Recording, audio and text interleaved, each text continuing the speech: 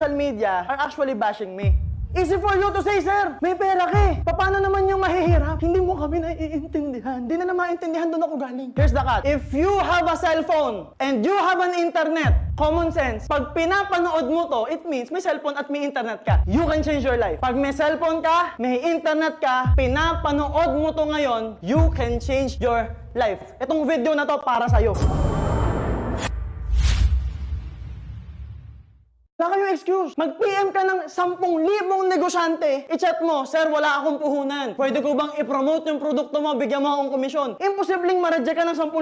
Sir, ang hirap naman no, 10,000. Bilangin mo ilang beses ka na nag-swipe. Bilangin mo ilang beses ka nag-comment ng nonsense. Bilangin mo ilang beses ka nang nag-share ng nakakatawa. Bilangin mo ilang beses ka nang swipe, nagne-negative. Bilangin mo ilan na yung dami account na ginawa mo. You have time. Wala kang pera, you have time. Wala kang pera, you have your mind. Wala kang pera, you have a voice. Wala kang pera, may cellphone ka, may internet ka, use it. Pwedeng gumawa ng paraan. If you really want something, gagawan mo siya ng paraan. And I'm here to tell you, ulitin ko, the mere fact na pinapanood mo tong video na to, dinala ka ng algorithm para mapanood to. High-tech na po ngayon. Kung negative kang tao, puro negative ang pinapakita sa'yo. Kung ang pinaglalalike mo, puro mga babae, babae din ipapakita sa'yo. Pero kung pinapakita tong video ko ngayon na to sa'yo, kung napapanood nyo to ngayon, kung nakikinig ka ngayon, isa lang ibig sabihin yan, para sa'yo to. And I'm here to tell you, you can change your life.